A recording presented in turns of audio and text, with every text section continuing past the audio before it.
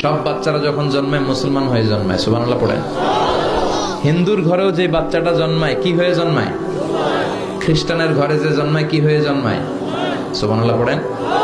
পরে মা বাবা তারে ইহুদি বানায়, খ্রিস্টান বানায়, নাসারা বানায়। খ্রিস্টান ধর্মে কেউ অপরাধ করলে ওটারে পানির নিচে চুবাই রাখে, ওদের পবিত্র জায়গার পানি ওটার মধ্যে চুবাই রাখলে ওর সব গুনাহ মাফ হয়ে যায়। এটা কি মাথায় ধরে? ধরে না। হিন্দু ধর্মে হিন্দু ভাইদেরকে আমি কষ্ট দেওয়ার জন্য বলছি না, বুঝানোর জন্য। প্রক্রিয়াটা একটা প্রথা ছিল, সতী দাহ প্রথা হিন্দু ধর্মের।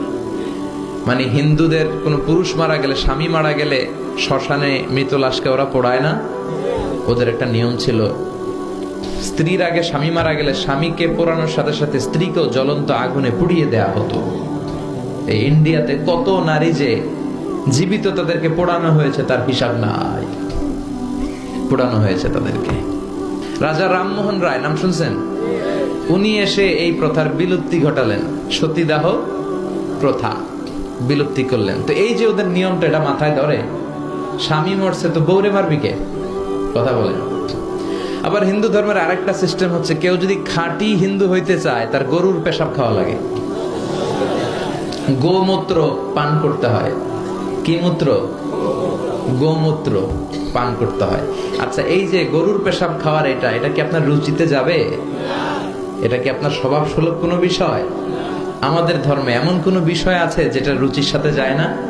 সুবহানাল্লাহ পড়বেন না?